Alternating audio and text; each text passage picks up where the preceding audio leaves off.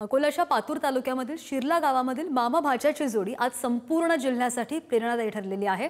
राजेंद्र गुगे यांना एससी प्रवर्गातून 12वा तर त्यांचा भाचा प्रतीक पारवेकर यांनी 4था क्रमांक मिळवत महाराष्ट्र लोकसेवा आयोगाच्या परीक्षेमध्ये चमकदार यश मिळवले। आर्थिक अडचणी असूनही आई मालती पारवेकर आणि कुटुंबियांच्या पाठबळावर या दोघांनी चिकाटीने अभ्यास केला।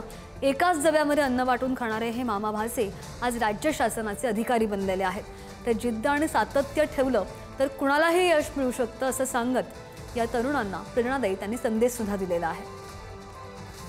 सेवा 2024 च्या निकालामध्ये माझं क्लास 1 अधिकारी म्हणून सिलेक्शन झालेलं आहे।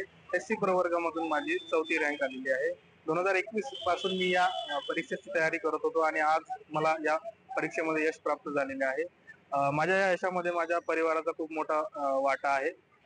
प्रशासनामध्ये जे काही पदावर मला पदभार मिळणार आहे त्या पदाचे कर्तव्य पार पाडण्याचा मी निष्ठापूर्वक प्रयत्न करणार। एमपीएससी राज्यसेवा 2024 या एक्झाम मधून माझी नुकतीच म्हणजे क्लास 1 या पदासाठी निवड झाली। एससी प्रवर्गातून माझा 14वा क्रमांक आहे। हा प्रवास माझ्यासाठी खूप खडतर होता। मी जेमतेम 6 महिन्याचा असतानाच माझ्या वडिलांची डेथ झाली होती।